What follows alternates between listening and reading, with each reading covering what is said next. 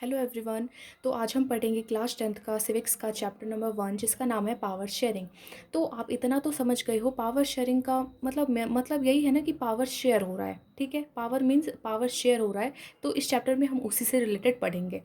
तो जब आप ये चैप्टर पढ़ना आप एनसीईआरटी खोलोगे तो सबसे पहले आपको बेल्जियम और श्रीलंका की कहानियाँ दी रहेगी, तो स्टोरीज़ हैं समझने के लिए। तो हम पढ़ते हैं। तो Belgium is a small country in Europe. Belgium जो है एक छोटा सा कंट्री है जो कि यूरोप में आता है। ठीक है, अब smaller in area than state of Haryana, वो इतना छोटा है कि हमारा जो इंडिया में स्टेट है ना हरियाणा, वो उससे भी छोटा है। It has border with France, the Netherlands, Germany and Luxembourg. अब उसके बॉर्डर में कौन कौन, उसके बॉर्डर में फ्रांस है, नीदरलैंड है, जर्मनी है और लक्समबर्ग है। और हाँ, आप ये प्लीज़ नाम ये याद रखना क्योंकि बोर्ड में है ना क्वेश्चंस आते हैं, तो आप ये याद रखना। It has a population of little over 1 crore, about half of the population of Haryana. वहाँ पे जो बेल्जियम का जो पॉपुलेशन था वो छोटा सा ही था, सिर्फ 1 करोड़ था वहाँ पे। About half of the Haryana, Haryana का हाफ था वहाँ पे। The ethnic composition of this small country is very complex. जो एथनिक कंपोजिशन था, एथनिक कंपोजिशन का मतलब पीपल्स को डिवाइड कर दिया है उनके, मतलब पीपल्स जो है उनको डिवाइड कर दिया कि वो रीजन्स के पीपल जिनका कल्चर अलग है, लैंग्वेज अलग है। ये देखो यहाँ पे दी गई है, और social division based on shared culture. देखो एथनिक का सिंपल सा आप इतना बस याद रखो, एथनिक वो होता है मतलब पीपल्स के, लोगों के कल्चर और उनके लैंग्वेज के हिसाब से उनको डिवाइड कर दिया गया है, और वो अलग रीजन में रह रहे हैं। इस कल्चर के लोग, इस लैंग्वेज के लोग, और दूसरे लैंग्वेज के लोग अलग रीजन में रह रहे हैं। तो इस चैप्टर में आज हम यही पढ़ेंगे, मतलब सॉरी इस चैप्टर में नहीं, यहाँ पे अभी आपको मैं नीचे बताऊँगी कौन कौन सी रीज़न में इससे रिलेटेड। ओके, तो अब द एथनिक कंपोजिशन जो था इस छोटे से कंट्री का, वो बहुत ज़्यादा डिफ़िकल्ट था। Of the country total population 59% live in the Flemish region and speak Dutch language. देखिए यहाँ पे बेल्जियम का मैप दिया गया है, और यहाँ पे बताए टोटल बेल्जियम के पॉपुलेशन में से 59, यानी 59% लोग के, जो आपको येलो पार्ट दिख रहा है ना, येलो ग्रीन पार्ट, यहाँ पे 59% रहते थे। और ये रीजन का नाम है फ्लेमिश। इस रीजन का क्या नाम है? फ्लेमिश। और यहाँ पे डच स्पीकिंग लोग रहते थे। अब another 40% people live in the Wallonia region and speak French.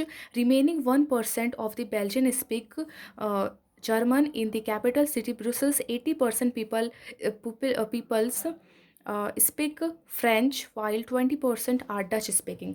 अब देखिए यहाँ पे ये बता रहा है, एक तो फ्लेमिश, ये तो फ्लेमिश रीजन है येलो पार्ट, एंड यहाँ पे डच स्पीकिंग लोग रहते हैं, और कितने 59%। एंड ये जो रेड पार्ट यहाँ पे दिया गया है, ये है वॉलेनिया रीजन, वैलून रीजन। ठीक है, और यहाँ पे जो लोग रहते हैं वो फ्रेंच बोलते हैं, यहाँ पे लोग फ्रेंच बोलते हैं। और ये लोग कितने परसेंट है? 40%। और ये जो आपको यहाँ पे साइड में ये दिख रहा है, ये 1% लोग हैं, और ये लोग बोलते हैं जर्मन।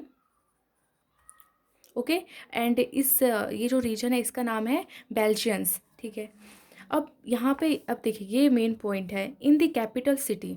देखिए हर मतलब यहाँ का जो कैपिटल सिटी है ब्रुसेल्स, ये जो आपको पार्ट दिख रहा है, ये जो पार्ट आपको दिख रहा है ये ब्रुसेल्स है। और यहाँ पे 80% जो पीपल्स हैं वो बोलते हैं फ्रेंच लैंग्वेज, और 20% डच लैंग्वेज।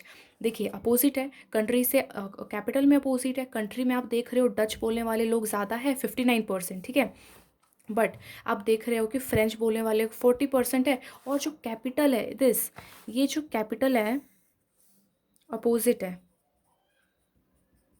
कैपिटल जो है अपोजिट है। यहाँ पे 20% लोग ही डच बोलते हैं, एंड 80% लोग बोलते हैं फ्रेंच। कैपिटल में ऐसा है, बिल्कुल अपोजिट है कंट्री से। अब the minority French speaking community are relatively rich and powerful. देखिए जो फ्रेंच है, मतलब इस पूरे कंट्री की बात हो रही है, कंट्री में क्या है, फ्रेंच बोलने वाले लोग कम हैं, और वो जो इनका जो कम्युनिटी है, फ्रेंच बोलने वाले लोग का कम्युनिटी जो है, वो ज़्यादातर जो लोग थे ना रिच थे और पावरफुल थे। ठीक है, मतलब कंट्री में आप याद रखो, कंट्री में ये जो पार्ट है, जो वोलेनिया रीजन है, जो फ्रेंच बोलने वाले लोग हैं, वो लोग ज़्यादातर अमीर होते थे और पावरफुल होते थे। This was resented by the Dutch speaking community who got the benefit of economic development and education much later. यहाँ पे है एंड एजुकेशन मच लेटर। देखिए अब क्या है, तो यही था, इसीलिए जो डच स्पीकिंग जो कम्युनिटी थी ना, ये है ना इस पे विरोध करने लगी, क्योंकि इनको है ना, इनके बाद कोई भी फैसिल इनके मतलब देखिए ये अमीर थी, इनकी ये पावरफुल थी, इसलिए डच बोलने वाले जो कम्युनिटी थी वो विरोध करते थे by the Dutch community who got, क्योंकि ये जो है ना बेनिफिट जो होता था इकोनॉमिक डेवलपमेंट का एजुकेशन में, ये क्या कर इनको बाद में मिलता था, पहले मिलता था फ्रेंच स्पीकिंग वाले लोगों को, फिर मिलता था इन लोगों को, डच स्पीकिंग कम्युनिटी वाले लोगों को, तो इसलिए ये लोग विरोध करने लगे। अब देखिए एक सेकेंड, सॉरी, अब यहाँ पे है। हाँ, अगर आप लोग पढ़ रहे हो तो मैं आपसे रिक्वेस्ट करूँगी प्लीज़ आप बुक आगे में रख के पढ़ो, ऐसे मैं रीड कर रही हूँ तो आप भी रीड करो, ऐसे समझ में आएगा। This lead to tension between French speaking and French speaking community, Dutch speaking and French speaking communities. तो विरोध होने लगे, तो दोनों के बीच में लड़ाई मुठभेड़ टेंशन, दोनों के डच स्पीकिंग कम्युनिटी और फ्रेंच स्पीकिंग कम्युनिटी के बीच में थोड़ा सा टेंशन हो गया, लड़ाई रिलेटेड हो गया। अब देखिए ड्यूरिंग 1950 से लेके 1960, मतलब 1950 से लेके 1960, इन 10 सालों में यहाँ पे बहुत मतलब इनके बीच में यहाँ पे बहुत टेंशन हुई, बहुत लड़ाइयाँ, मतलब बहुत लड़ाई तो नहीं, बट बहस होता था, दोनों में विरोध होता था, ऐसा होता था 1950 से लेके 1960 तक में। अब the tension between two communities was more acute in Brussels. देखिए ये जो टेंशन दोनों के बीच में चल रहा था, ये जो कैपिटल सिटी ब्रुसल्स थी वहाँ पे ज़्यादा विशाल रूप ले ली। ऐसा क्यों हुआ, क्योंकि देखिए कंट्री में क्या है, जो फ्लेमिश रीजन जो कि जो फ्लेमिश रीजन में डच बोलने वाले लोग ज़्यादा हैं एंड फ्रेंच वाले लोग कम हैं, बट कैपिटल में क्या है, अपोजिट है, 20% डच और 80% फ्रेंच, यहाँ पे तो अपोजिट है, तो ऑब्वियसली ऐसी लड़ाई तो और बढ़ जाएगा ना। अब देखिए एक सेकेंड, सॉरी, हाँ, the tension between two communities was more acute in Brussels. ठीक है, अभी मैंने आपको बताया वहाँ पे विशाल रूप ले लिया था जो टेंशन दोनों के बीच में चल रही थी कैपिटल सिटी ब्रुसल्स में। अब Brussels presented a special problem, the Dutch speaking people constituted majority in the country but minority in the capital. अभी मैंने आपको बताया ना कि जो डच बोलने वाले लोग थे कंट्री में तो ज़्यादा थे, ठीक है, कंट्री के हिसाब से, बट कैपिटल में तो वो कम थे 20%, इसलिए ज़्यादा हो गया लड़ाई, वहाँ पे टेंशन एक्यूट रूप ले ली। अब let us compare this to this situation in other country. अब ये जो हमने अभी मैंने आपको जो बताया इसको अब कंपेयर करते हैं एक अलग कंट्री से जिसका नाम है श्रीलंका। ठीक है, Sri Lanka is an island nation. Sri Lanka एक आइसलैंड है, ये हम सबको पता है, एक टापू है, वो वाली नेशन जिसके चारों ओर पानी है, आइसलैंड है। Just a few kilometers off the southern coast of Tamil Nadu. Tamil Nadu से जो साउथर्न कोस्ट तमिलनाडु, इससे कुछ ही किलोमीटर्स दूरी पे है। It has about 2 crore it has about 2 crore population. वहाँ का पॉपुलेशन 2 करोड़ था, जो कि लगभग सेम था हरियाणा के पॉपुलेशन से। ठीक है, अब like others Nations in the south Asia region, Sri Lanka has a diverse population. जो श्रीलंका है, श्रीलंका में बहुत सारी डाइवर्स पॉपुलेशन का मतलब डाइवर्स का मतलब विभिन्न तरह की कल्चर वाले लोग बहुत थे श्रीलंका में। The major social groups are the Sinhala speakers 74% and Tamil speakers 18%. Among Tamils, there are two subgroups. Tamil natives of the country are called Sri Lankan Tamils. देखिए श्रीलंका में बहुत विभिन्न तरह के कल्चर थे, वैसे टाइप के लोग थे जिनका अलग अलग कल्चर है। तो जो वहाँ पे मेजर सोशल ग्रुप था जिनका मेजोरिटी था, वो वाली ग्रुप थी सिन्हाला स्पीकर्स की। जैसे अभी मैंने आपको बताया ना कि बेल्जियम में क्या था, बेल्जियम में डच बोलने वाले कंट्री में डच बोलने वाले लोग ज़्यादा थे और फ्रेंच बोलने वाले कम थे कंट्री में। बट यहाँ पे क्या है, श्रीलंका की जो कंट्री है यहाँ पे ज़्यादा मेजोरिटी में है सिन्हाला स्पीकर्स। ठीक है, देखो अभी तक मैंने आपको जितना नाम बताया ना वो सब आप नाम याद रखना। तो सिन्हाला स्पीकर 74%, ये तो बहुत ज़्यादा है 74%।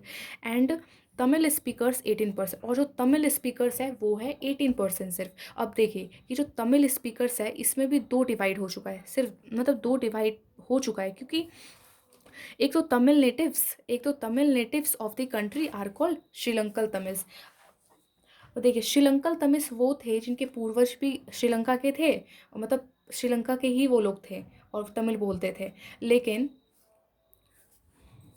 The rest whose forefather came from India as plantation workers during colonial period are called Indian Tamils. लेकिन वो जिनके पूर्वज है ना आए थे इंडिया से पीरियड मतलब जब देखें जब कॉलोनी था हमारा इंडिया मतलब हमारा जो भारत है उस टाइम में कॉलोनी था ब्रिटिश जब राज करती थी तो उस टाइम में जो है ना उनके जो जिनके पूर्वज आ गए होंगे ब्रिटिश मतलब फॉर किसके काम के लिए प्लांटेशन के काम के लिए वर्कर्स मजदूर के काम के लिए जो इंडिया से श्रीलंका में लाए गए थे तो जो वहीं पे चले गए थे और फिर बस गए वहाँ पे तो उनके जो बच्चे थे तो उन अभी जो मतलब उनकी हो रही है उन जिनके पूर्वज यानी वो जो आए थे वो तो उनके पूर्वज ही है ना तो वो सब है इंडियन तमिल्स उनको कहा जाता है इंडियन तमिल्स जिनके पूर्वज इंडिया से श्रीलंका में आके बस गए आप ऐसा कहो as you see as you can see from the map अब आप मैप में देखोगे Sri Lanka Tamils are concentrated in the north east of the country ये देखिए यहाँ पे है ये जो आपको रेड पार्ट दिख रहा है दिस यहाँ पे है ये जो नॉर्थ और ईस्ट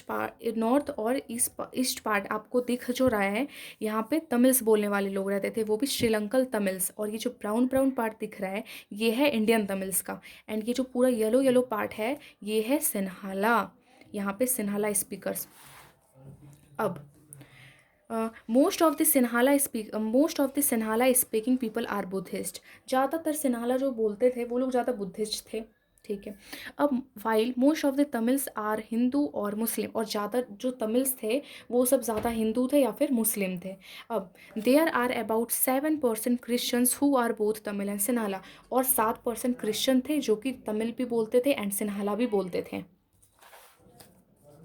अब आप यहाँ पे देखिए हमें इमेजिन करने के लिए बोल रहा है just imagine what could happen in situations like this in Belgium the Dutch community could take advantage of its numeric majority okay अब यहाँ पे बता रहे हैं just imagine what could happen in situations like this in Belgium Dutch community could take advantage of its numeric majority and force it will on the French German speaking population। यहाँ पे सिर्फ हम लोग को इमेजिन करने बोल रहा है हालांकि ऐसा नहीं हुआ था तो यहाँ पे इमेजिन करने बोल रहा है कि हम लोग जानते हैं कि बेल्जियम में डच कम्युनिटी बोलने वाले लोग ज़्यादा थे पूरे कंट्रीज़ में ठीक है आप इसमें डाउट मत रखना क्योंकि कैपिटल में फ्रेंच बोलने वाले ज़्यादा थे बट कंट्री में तो डच बोलने वाले ज़्यादा थे ना तो ये इमेजिन करने बोल रहा है कि डच कम्युनिटी जो है वो एडवांटेज ले लिया अपना न्यूमरिक मेजोरिटी उनका मेजोरिटी ज़्यादा है इसलिए वो लोग राज करने लगे मतलब उनकी गवर्नमेंट बन गई वहाँ पे और वो लोग है ना जो वो लोग फोर्स कर रहे हैं फ्रेंच बोलने वाले लोगों को और जर्मन बोलने वाले लोगों पे जो मैं बोलूँगा तुमको वही करना है तो this would push the conflict among communities further तो अगर ऐसा होता है वहाँ पे ठीक है तो ऐसे तो लड़ाई हो जाएगी ना उनका मेजोरिटी ज़्यादा है और जो मिनॉरिटी में है जो फ्रांस और जर्मन तो वो लोग कुछ तो करिए कब तक सहते रहेंगे कि जो वो बोल रहे हैं मैं करूँगा मतलब वही मैं करूँगा ऐसा नहीं होता ना तो ऐसे तो हाँ मतलब ये मतलब क्या होता है अगर ऐसा होता है तो लड़ाई तो कंफर्म लड़ाई होगी ना तो इसलिए यहाँ पे है कन्फ्लिक्ट कंफर्म होगी अगर ऐसा होता है तो उनकी सिचुएशन आ सकती है this could lead to a very messy partition of the country इसके कारण ये भी हो सकता था कि बहुत मैसी पार्टीशन हो जाए कंट्री का विभाजन हो जाए बोथ दी साइड्स उड क्लेम कंट्रोल ओवर ब्रुसल्स और दोनों साइड्स अगर ठीक है अगर डच और फ्रेंच का अगर विभाजन हो जाए वो बोलेंगे फ्रेंच वाले की ठीक है विभाजन अब दोनों का विभाजन हो जाए तो दोनों तो चाहेगी ना कि कैपिटल जो ब्रुसल्स है वो उनके पास आए ठीक है ऐसे कितना गंदा पार्टीशन हो जाएगा दोनों के बीच में पूरे कंट्री के बीच में अब देखिए इन श्रीलंका में the Sinhala community enjoyed an even biggest majority and could impose its will on the entire country। अब श्रीलंका में क्या था सिन्हाला कम्युनिटी जो है वो इंजॉय कर रही थी क्योंकि उनका मेजोरिटी ज़्यादा था और वो जितना भी इम्पोज कर रही थी पूरे एंटायर कंट्री पे अब लेट अस हाउ लुक मतलब अब हम देखते हैं कि दोनों में असलियत हुआ क्या था अब देखिए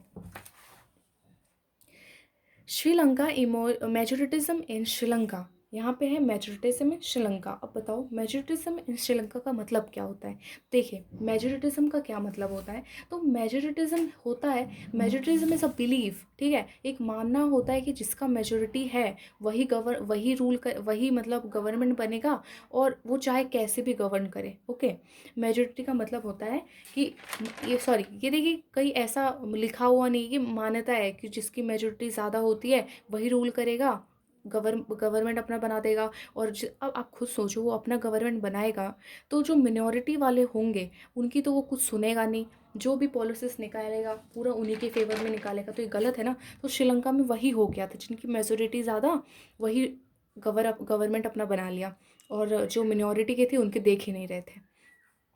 ठीक है, तो देखिए आप एक बार मैं अच्छे से बता देती हूँ मेजोरिटिज्म का मतलब होता, मतलब अगर कोई पूछे व्हाट इज मेजोरिटी, इसका डिफिनेशन क्या है, देखो। It is a belief that majority community can rule the country which मतलब which way they want, thus disregarding the wants and need of minority. ठीक है, आप इसका मतलब समझ गए होंगे। अब Sri Lanka emerged as an independent country in 1948। Sri Lanka आज़ाद कब हुई थी? इंडिया जब आज़ाद हुआ था उसके एक साल बाद, 1948 में। The leaders of the Sinhala community sought to restore dominance over government by virtue of their majority. As a result, the democratically elected government adopted a series of majoritarian measures to stabilize Sinhala supremacy. अब जो leaders है, जो Sinhala community के leaders थे, देखिए Sinhala community एक तो majority में थी, और जो उनके जो लीडर्स थे सिन्हाला कम्युनिटी के लीडर्स, उन्होंने मतलब गवर्नमेंट बन गए, और किसके बेस पे? क्योंकि उनका मेजोरिटी ज़्यादा था, इसलिए उसके बेस पे वो लोग गवर्नमेंट बन गए। एज अ रिज़ल्ट इसके कारण क्या हुआ, तो धीरे जो गवर्नमेंट इलेक्ट हुई, फिर मेजोरिटेरियन हुआ, और सिन्हाला को क्या किया? सुप्रीमेसी दे दिया, मतलब स्टेबलाइज कर दिया कि सिन्हाला सुप्रीमेसी। इसका मतलब Sinhala supremacy, Sinhala sorry stabilize Sinhala supremacy, इसका मतलब ये होता है कि मतलब घोषित कर दिया जो सिन्हाला है उसका जो प्रस्थान, मतलब उसका जो स्थान है वो बहुत ऊंचा है। ठीक है, प्रधानता दे दी, अगर मैं हिंदी में बोलूँ प्रधानता दे दी सिन्हाला कम्युनिटीज़ को। In 1956, an act was passed to recognize Sinhala was the only official language, thus disregarding Tamil. 1956 में एक एक्ट उन्होंने पास किया, गवर्नमेंट जो थी सिन्हाला की, उन्होंने एक एक्ट पास किया, और उसमें ये घोषित कर दिया कि जो सिन्हाला जो है वो एक ऑफिशियल लैंग्वेज है, और तमिल का कोई वैल्यू नहीं, डिसरिगार्ड कर दिया, निरादर कर दिया तमिल को, कि उसकी कोई वैल्यू नहीं है। बताओ, ये बहुत गलत बात है। The governments followed preferential policies that favored Sinhala applicants for university position and government jobs. A new constitution stipulated that the state shall protect and foster Buddhism. देखिए यहाँ पे कह रहा है जो गवर्नमेंट है उन्होंने मतलब उन्होंने है ना प्रिफरेंशियल यानी बेहतर पॉलिसीज़ बनाई, और किसके फेवर में? और सिन्हाला के जो एप्लीकेंट्स थे उनके फेवर में, कि उन्हीं को अच्छा जॉब दिया जाएगा, गवर्नमेंट जॉब उन्हीं को दिया जाएगा, पोजीशन अच्छी दी जाएगी। और क्या, ये जो मिनॉरिटी के थे जो तमिल से, उनको कुछ भी नहीं दिया जाएगा, मतलब कुछ देते ही नहीं थे, सब हर चीज़ उन्हीं के फेवर में रहता जो सिन्हाला कम्युनिटी के लोग थे। अ न्यू कॉन्स्टिट्यूशन, एक नया संविधान हुआ जिसमें निर्धारित कर दिया कि जो सिन्हाला है मतलब वो सिर्फ बुद्धिज्म, मतलब सिर्फ ओनली फॉर वो जो है वो बुद्धिज्म को ही मानेगी। वो जो संविधान है उन्होंने निर्धारित कर दिया कि जो स्टेट है वो सिर्फ पालक होगा बुद्धिज्म का। अब देखिए, all these government measures coming one after the other gradually increased the feeling of alienation among the Sri Lankan Tamils. धीरे धीरे क्या हुआ, ये जो मतलब गवर्नमेंट्स ऐसी ऐसी रूल्स निकालते थे, ऐसी पॉलिसीज निकालते थे कि उनके फेवर में तो कुछ रहता ही नहीं था। तो धीरे धीरे क्या हुआ, जो श्रीलंकन तमिल्स थे ना, श्रीलंकन तमिल्स, उनके मन में बहुत बुरी फीलिंग आने लगी कि हम तो एलियनेशन वाला बिहेव हमारे साथ कर रहे हैं। एलियनेशन का मतलब है, जैसे कि आप खुद देखो, मतलब ऐसा फीलिंग जैसे वो एलियन आ गए कोई, जैसे हमारे पास आगे एलियन आ जाएगा, तो हम थोड़ी उसको मतलब मानेंगे थोड़ी, अगर एलियन हमारे जैसा है नहीं, हम लोग उसके साथ भेदभाव करते हैं। कहने का इसका मतलब ये है, एलियनेशन का मतलब ये होता है कि हम उनके जैसे लगता है ही नहीं, कि जो हमारा वो वैल्यू नहीं देते, हमारे लिए कुछ करते नहीं है। ये है मतलब उनके साथ पूरा भेदभाव, कि ये कुछ है ही नहीं, मतलब मानना ही नहीं है कि हाँ जो तमिल्स है वो कुछ हैं। They felt that none of the major political parties led by Buddhist Sinhala leaders were sensitive to their language and culture. वो फिर और ये सोचने लगे कि ये जो बुद्धिस्ट जो सिन्हाला लीडर्स हैं ना, वो उनके लिए मतलब उनके लैंग्वेज और उनके कल्चर से कोई उनका वास्ता नहीं है, मतलब बिल्कुल नहीं सोचते उनके लैंग्वेज और कल्चर्स के बारे में। ठीक है, उनके लैंग्वेज मतलब किसके लैंग्वेज? तमिल्स के लैंग्वेज और कल्चर से का कोई वैल्यू नहीं देते, कोई मतलब नहीं है हमारी वैल्यू का, वो ये सोचने लगे। अब they felt that the constitution and वो सोचने लगे जो कॉन्स्टिट्यूशन, जो गवर्नमेंट है, वो पॉलिसीज़ जो होती है वो हम denying them equal political rights, discriminated against them in getting jobs and other opportunities and ignore their interest. जो ये सोचने लगे जो संविधान है, जो गवर्नमेंट पॉलिसीज़ है, वो हमारे लिए नहीं है, वो सिर्फ equal political rights, discriminated against, मतलब उनको तो कुछ भी नहीं मिल रहा ना, डिनाइड, उनको डिनाइड कर रही है हर चीज़ से, ना इक्वल पॉलिटिकल राइट्स देती है, ना और डिस्क्रिमिनेट करती है against them in getting jobs, उनको अच्छी सरकारी जॉब्स नहीं मिलती, अदर अपॉर्चुनिटीज़ उनको नहीं देते, और इग्नोर किया जाता है उनके इंटरेस्ट को। इंटरेस्ट का मतलब वो भी तो कुछ चाहते हैं, उसको भी इग्नोर कर देते हैं। As a result the relations, देखिए यहाँ पे है, as a result the relations between Sinhala और Tamils communities strained over time. ठीक है, धीरे धीरे क्या हुआ, जो सिन्हाला और जो तमिल्स है उन दोनों के बीच में मुठभेड़ होने लगा, मतलब बहस होने लगा, क्योंकि तमिल्स समझ गए थे कि अब कुछ नहीं करने वाले हमारे लिए, तो दोनों के बीच में जो संबंध थे वो अच्छे नहीं होने लगे, थोड़े से बुरे होने लगे। अब the Sri Lankan Tamils launched parties and struggle for the recognition of Tamil as an official language for regional autonomy and equality of opportunity in securing education and jobs।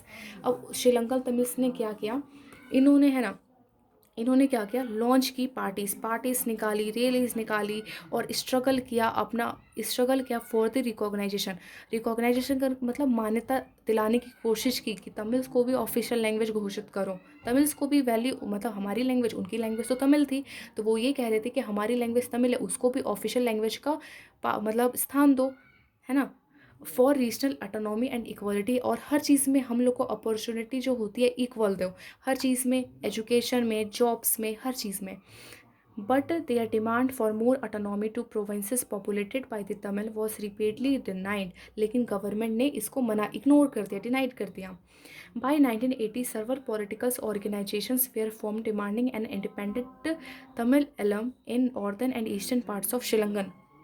अब देखिए 1918 में उन्होंने अपना एक पॉलिटिकल ऑर्गेनाइजेशन बनाया, जिसमें है ना वो डिमांड कर रहे थे कि हमको एक अपना स्वतंत्र तमिल इलम दे दो। इलम का मतलब होता है अपना एक राज्य दे दो, क्योंकि वो समझ गए थे ये ना हमें कुछ, मतलब ना ये हमारे लिए कुछ करेंगे, कुछ भी हमारे लिए नहीं करेंगे, अगर तुम नहीं करना चाहते हो हमारे लिए तो हमको अपना एक अलग राज्य दे दो, हम ही करेंगे। उनका ये कहने का मतलब था हमको अपना अलग राज्य दे दो। ठीक है, वो भी कहाँ पे, north eastern parts of India. ये देखिए यहाँ पे है ना, नॉर्थ ईस्टर्न पार्ट में ये लोग रहते थे, मैंने आपको बताया था। अब the the trust between two communities turned into wide spread conflict. ये पहले तो छोटे मोटे थोड़े से होते थे लड़ाइयाँ, लेकिन धीरे धीरे ये बढ़ने लगा झगड़ा, ये जो झगड़े हो रहे थे और बढ़ने लगे, और धीरे धीरे ये टर्न हो गया सिविल वॉर में, जो कि बहुत बुरा हुआ। धीरे धीरे ये सिविल वॉर में हो गया। सिविल वॉर क्या होता है, सिविल वॉर एक वॉयलेंट वॉर है जहाँ पे लड़ाइयाँ होती है, मारपीट होती है, लोगों को मारते हैं, वो भी कंट्री के अंदर अपोजिंग ग्रुप्स लड़ाइयाँ करती है एक दूसरे में, तो वही होता है सिविल वॉर। अब देखिए as a result thousands of people of both the communities have killed. अब देखिए लड़ा सिविल वॉर हुई तो ज़रूरी थोड़ी सिर्फ तमिल्स के लोग मरेंगे, दोनों साइड के लोग, दोनों के हज़ारों लोग मारे गए, दोनों कम्युनिटीज़ के। अब many families were force to leave the country as refugees and many most their loss their livelihood. अब बहुतों को तो बहुत लोगों को फोर्स कर रहे थे कि तुम यहाँ से छोड़ के हमारी कंट्री को चले जाओ, किसी ने अपना देश छोड़ दिया, और क्या हुआ था, और किसी और बहुतों की तो रोज़ी रोटी ही चली गई थी, जिसके कारण इकोनॉमिक उनका गिर गया। लेकिन यहाँ पे पता है ये, लेकिन you can read chapter 1 of economic text, आप इकोनॉमिक्स का चैप्टर 1 में ही पढ़ोगे क्लास 10th का, about Sri Lankan excellent record of economic development, education and health, but the civil war has cause a triple setback to the social culture economic life of the country. तो ये आप है ना इकोनॉमिक में पढ़ोगे क्लास 10th का chapter 1, जो कि मैं आपको पढ़ाऊँगी।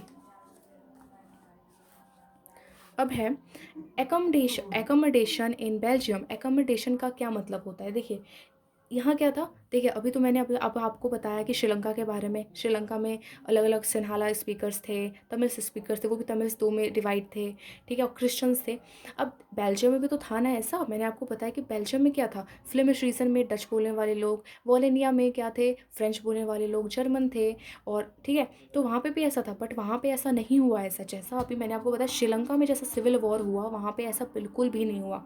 वहाँ पे क्या क्या सुविधा, तो एकोमोडेशन का मतलब क्या क्या सुविधा की बेल्जियम में, The Belgian leaders took a different path. They organized the acceptance of regional differences and cultural diversities. तो बेल्जियम के जो लीडर्स थे उन्होंने एक अलग रास्ता चुना, ठीक है। और वो जो रीजनल डिफरेंसेस, जो कल्चरल डाइवर्सिटीज़ है ना, उसको है ना मतलब पहले देखा और चाहते थे कि ऐसा लड़ाई नहीं हो। मतलब वो जानते थे अगर यूनिटी नहीं होगी, अगर ऐसे अगर मेजोरिटी बन जाए, तो उनको दिमाग था, उनको कहीं से आ गया होगा दिमाग कि अगर ऐसा अगर हो जाए तो लड़ाइयाँ तो पॉसिबल है ही। भले शॉर्ट टाइम नहीं हो लेकिन धीरे धीरे लड़ाइयाँ तो होती ना। तो बिटवीन 1970 में 1993 में they amended their constitution 4 times so as to work out an arrangement that would enable everyone to live together within the same country. The arrangement they worked out is different from any other country and equal is and very innovative. देखिए 1970 से लेके 1993 तक में 19 ये आपको याद रखना है, जो मैं सब बता रही हूँ मेन पॉइंट्स आपको याद रखना है। हाँ, आपको एक चीज़ बता रही हूँ कि जो पार्ट 2 आएगा, मतलब इस चैप्टर का जो पार्ट 2 आएगा, तो उसमें मैं आपको नोट्स दूंगी, जो चैप्टर के जितने भी क्वेश्चन बन रहे हैं ना उसके सारे नोट्स मतलब क्वेश्चन आंसर्स मैं आपको दूंगी पूरे चैप्टर्स के। तो मैं आपको वो नेक्स्ट वीडियो में मैं आपको दे दूँगी। ओके, तो अब चलिए स्टार्ट करते हैं। तो 1970 से लेके 1993 तक में वहाँ का जो कॉन्स्टिट्यूशन था ना, उसमें अमेंडेड किया अपना कॉन्स्टिट्यूशन को उन्होंने 4 बार कुछ सुधार लाने की कोशिश की, 4 बार कुछ ना कुछ ठीक कर रहे थे। ताकि वो इसलिए किया ताकि एवरीवन टू लिव टुगेदर, ताकि हर कोई साथ रहे with in the same country में साथ साथ लोग रहे, इसलिए उन्होंने कॉन्स्टिट्यूशन पे कुछ बदलाव, यानी अच्छी चीज़ें वाली बदलाव। दी arrangement they worked out is different from any other country. मैंने आपको बताया जो इन्होंने अलग रास्ता चुना, मतलब ऐसा रास्ता चुना कि उस अदर कंट्री ने ऐसा अभी तक नहीं किया था उस टाइम तक में, एंड इज़ वेरी इनोवेटिव। अब here are some of the elements of Belgium model. अब उन्होंने क्या क्या किया, क्या अरेंजमेंट्स किए, तो बेल्जियम मॉडल्स में अभी हम देखेंगे। बेल्जियम मॉडल में पहला है Constitution prescribes that the number of Dutch and French speaking ministers shall be equal in the central government. Some special laws require the support of majority of members from each linguistic group, thus no single community can make decisions unilaterally. देखिए जो constitution था उन्होंने क्या किया, वहाँ संविधान precise जो number of Dutch और फ्रेंच स्पीकिंग, यानी डच का नंबर और फ्रेंच स्पीकिंग पीपल्स का नंबर, दोनों के जो मिनिस्टर थे ना उनका नंबर है ना सेंट्रल गवर्नमेंट में इक्वल कर दिया। अगर सेंट्रल गवर्नमेंट है, ओके, सेंट्रल गवर्नमेंट है, यहाँ पे डच वाले, यहाँ पे फ्रेंच वाले सेंट्रल गवर्नमेंट के अंदर, तो अगर यहाँ पे 5 मिनिस्टर्स बैठेंगे डच वाले, तो फ्रेंच के भी 5 मिनिस्टर्स ही बैठेंगे, ऐसा था। और ये देखिए अच्छा था, ताकि अगर अगर आप खुद सोचो, अगर मान के चलो ये 4 नहीं होता, अगर ये 4 होता, 5 नहीं होता, अगर ये फ्रेंच कम होता और ये ज़्यादा होता, तो अगर ये कुछ भी पॉलिसीज या कुछ भी निकालती, कुछ भी वहाँ से कॉन्स्टिट्यूशन कुछ भी बनता, तो किसके फेवर में रहता? डच बोलने वाले लोगों के फेवर में रहता ना। हाँ, डच बोले, क्योंकि वो उसकी कम्युनिटी है तो वो अपने लिए फेवर निकालती, क्यों उसके लिए सोचती। लेकिन यहाँ पे ऐसा नहीं था, इन्होंने भी 5 कर दिया ताकि दोनों कुछ भी करे, दोनों के में बराबर हो, दोनों में इक्वल हो, दोनों में। अब देखिए, ताकि और अगर ये अकेले हो जाता, और ये इसलिए किया ताकि दोनों में से एक भी अकेले कोई सिंगल डिसीजन नहीं कर पाए। अगर दोनों बराबर है तो दोनों को आधा आधा डिसीजन लेना पड़ेगा, इसीलिए। अब many powers of the central government has been given to state government. अब ज़्यादातर जो पावर, देखिए बहुत सारी पावर सेंट्रल गवर्नमेंट ने किसको दी थी? स्टेट गवर्नमेंट को दी थी। अब क्या था, जो स्टेट गवर्नमेंट था are not subordinate to the central government. अब जो स्टेट गवर्नमेंट है वो सेंट्रल गवर्नमेंट के पावर में अंडर नहीं आता। ऐसा नहीं कि सेंट्रल गवर्नमेंट बोले अगर तुम यही करो, तो अगर स्टेट गवर्नमेंट वही करेगा तो मतलब क्या है पावर शेयरिंग का, है ना। तो state government are not subordinate, under नहीं आता सेंट्रल गवर्नमेंट के। अब देखिए Brussels Brussels has a separate government in which both the communities have equal representation. The French-speaking community accepted equal representation in Brussels because Dutch-speaking community has accepted equal representation in the central government. अब देखिए Brussels का भी same मिलता जुलता ये पहला model से ही था, क्योंकि देखिए जो ब्रुसेल्स था, जो कैपिटल था, ठीक है, अब कैपिटल में भी सेपरेट गवर्नमेंट कर दिया जिसमें तो दोनों कम्युनिटीज़ के लोग थे ना वो इक्वल थे। ये भी इसी का रिलेटेड है, ये जो आपको मैंने पहला वाला बताया इसी से रिलेटेड है।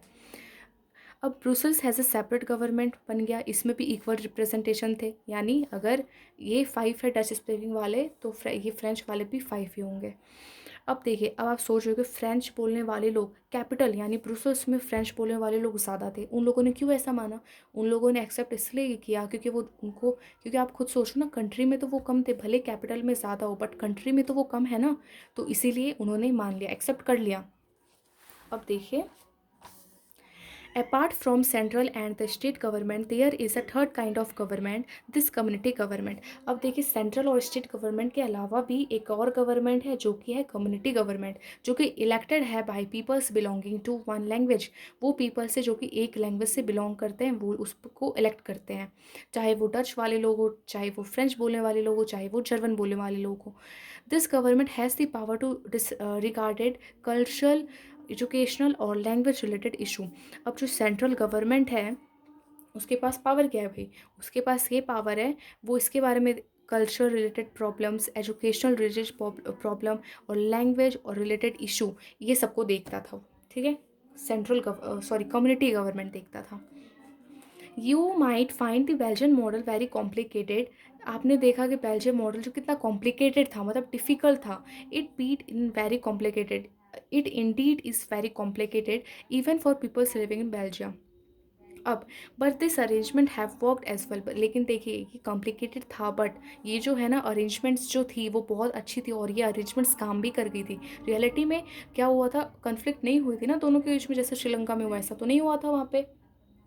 अब they have to avoid civic strife between two major communities and a possible division of country on linguistic line. देखिए वहाँ की जो गवर्नमेंट थी उन्होंने अच्छा काम किया, उन्होंने सबको इक्वल बराबर का कर दिया ताकि लड़ाइयाँ सबकी जो लड़ाई की पॉइंट ही ना उठे, मतलब लड़ाई की चांसेस कम हो गई। और देखिए when many countries of Europe came together, जब बहुत सारी कंट्रीज यूरोप की साथ आई और मतलब came together to form European Union, बनाया मिलके यूरोपियन यूनियन, तो ब्रुसेल्स को चूज़ किया गया उसका हेडक्वार्टर। और ये बहुत इंपॉर्टेंट है, प्लीज़ आप ये याद रखना, ये क्वेश्चन तो मुझे लगता है आता ही है, तो आप ये याद रखना।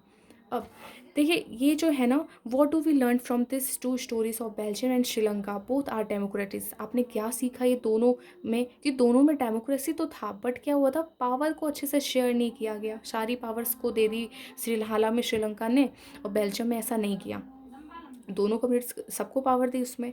Yet they dealt with the question of power sharing differently in Belgium, the leaders who realise that unity of country is possible only by respecting the feelings and interest of different communities and regions. Such a relationship related in mutual acceptable arrangements for power sharing power. Sri Lanka shows us a contrasting example. It show us that if अगर majority community wants to force its dominance over others and refuse to share power, it can undermine the unity of country। देखिए Belgium के leaders को realise हो गया था unity country में तब possible है जब फीलिंग्स और दोनों जितने भी रीजन्स है, अगर चाहे वो फ्लेमिश हो, बेल्जियन, अगर सबको इक्वल रखा जाए, सबके इंटरेस्ट को देखी जाए तो तभी यूनिटी बरकरार रहेगी ना। श्रीलंका में तो ऐसा किया नहीं, सिर्फ इंटरेस्ट किसका देखा जा रहा था, सिन्हाले स्पीकर्स का, और तमिल्स वालों की तो देख ही नहीं रहे थे, इसलिए ऐसा नहीं हुआ, वहाँ पे यूनिटी नहीं, ख़त्म हो गई। और जो श्रीलंका में तो ऐसा देखे, यहाँ पे श्रीलंका में ऐसा बिल्कुल भी नहीं हुआ, इसलिए वहाँ की यूनिटी रंग भंग हो गई, जिसको प्योर हिंदी में कहते हैं, मतलब बेकार हो गई, यूनिटी नहीं रही, लड़ाई हो गई, सिविल वॉर हो गई अपने आप में। अब why power sharing is desirable, power sharing जो है वो डेसिरेबल क्यों है ये हम देखेंगे। देखिए क्वेश्चन ये मुझे ये बहुत इंपॉर्टेंट क्वेश्चन है, पावर शेयरिंग जो है डेसिरेबल या फिर नेसेसरी क्यों है। तो thus two different sets of reason, दो रीजंस है जो पावर शेयरिंग इंपॉर्टेंट है। फर्स्टली है power sharing is good because it helps to reduce the possibility of conflicts between social groups. Since social conflict often leads to violence and political instability, power sharing is a good way to ensure the stability of political order. Imposing the will of majority community over others may look like an attractive opinion in the short run, but in the long run it may undermine the unity of the nation। देखिए इस पूरे graph में आपको है ना ये बताया गया है कि पावर शेयरिंग क्यों ज़रूरी है। क्वेश्चन तो पहला रीज़न क्या है, देखिए इसके दो रीज़न आपको इसमें बताएंगे। तो पहला रीज़न ये है कि पावर शेयरिंग अच्छी इसलिए क्यों अच्छी है, क्योंकि वो जो पॉसिबिलिटी होती है लड़ाइयाँ की वो कम कर देती है सोशल ग्रुप्स के बीच में, ठीक है। ये जो सही बात है, अभी तक में हमने पढ़ा इतना तो पता चल गया ना, पावर शेयरिंग अगर अच्छे से करेंगे तो पॉसिबिलिटी जो कॉन्फ्लिक्ट्स की लड़ाइयाँ की पॉसिबिलिटी कम हो जाएंगी, ठीक है। और ये बहुत ही अच्छा होता है और इससे यूनिटी भी बढ़ती है एंड ये बहुत अट्रैक्टिव ओपिनियन भी है। अब देखिए, देखिए, अगर यहाँ पे बताया गया इम्पोजिंग द विल, अगर मेजोरिटी अगर रूल ही करती है तो एक एक टाइम के लिए वो अट्रैक्टिव ओपिनियन लगता है, बट शॉर्ट टाइम के, एक टाइम के लिए यानी शॉर्ट कुछ ही समय के लिए वो चलेगा, बट लॉन्ग टाइम के बाद क्या होगा, लड़ाइयाँ होंगी, ऐसा मतलब जैसा हो गया था सिविल वॉर वैसा हो जाएगा। देयर इज़ अ सेकेंड, अब यहाँ पे है, there is a second deeper reason why power sharing is good for democracy. अब दूसरा रीज़न, दूसरा सेकंड रीज़न ये है क्यों पावर शेयरिंग एक डीपर रीज़न है, why power sharing is good for democracies. Power sharing is the very spirit of democracy, democracy की स्पिरिट ही है पावर शेयरिंग। बिना डेमोक्रेसी, अगर बिना पावर शेयरिंग किए हुए अच्छी तरह से, डेमोक्रेसी का मतलब ही क्या है, a democratic rule involve sharing power with those affected by its exercise and who have to live with its exercise. Peoples have to be right to consulted on how they are be governed. A legislating government is one where citizens through a participants acquired stake in the system. अब देखिए यहाँ पे है ना, ये बताया गया है। दूसरा देखिए, पहला जो है ये भी मैं रीड पहले कर ही देती हूँ। Let us call the first set of reason prudential and the second moral. While prudential reason stress the power sharing it will the better outcomes, moral reasons emphasise the very act of power sharing as valuable. देखिए, जो मैंने अभी आपको पहला reason बताया ना, तो वो पहला रीज़न जो है उसको कहते हैं प्रूडेंटल रीज़न, ये है प्रूडेंटल रीज़न, ठीक है, प्रूडेंटल रीज़न ये है फर्स्ट वाला। एंड सेकेंड में मॉरल रीज़न ये है कि जो डेमोक्रेसी, मॉरल रीज़न क्या है, moral reason means democracy is a very, sorry, power sharing is the very spirit of democracy, democracy की स्पिरिट ही है पावर शेयरिंग। और डेमोक्रेसी में यही होता है ना कि पीपल्स के पास अधिकार होता है कि वो कैसे कैसे गवर्न होना चाहती है, तभी तो वो वोट देती है कि हम इससे गवर्न होंगे, उनके पास राइट होता है, ठीक है। अब यही है प्रूडेंटल और मॉरल। और मॉरल में देखिए, इसमें आपको वैल्यू बता रही है पावर शेयरिंग की, ठीक है ना, वैल्यूएबल है, कितना वैल्यूएबल है, एक अच्छी चीज़ मॉरल बता रहा है। अब देखिए, अब इसके जो आगे के पार्ट है हम मैं नेक्स्ट वीडियो बनाऊंगी, उसमें डिस्कस करेंगे। सो अभी के लिए इतना ही। मैं आपको बताऊंगी, एक बार आप अच्छे से रीड करो, आपको ज़रूर आएगा समझ में। एंड नेक्स्ट वीडियो में मैं आपको सारे जितने भी क्वेश्चन बन रहे हैं ना चैप्टर के अंदर से, जितने भी बोर्ड्स में है इंपॉर्टेंट, सब मैं आपको नेक्स्ट वीडियो में दे दूँगी, मतलब। तो प्लीज़, अगर आपको मेरा वीडियो अच्छा लगा तो मेरे चैनल को सब्सक्राइब करना और लाइक करना और press the bell icon. Thank you for watching this video. Bye bye.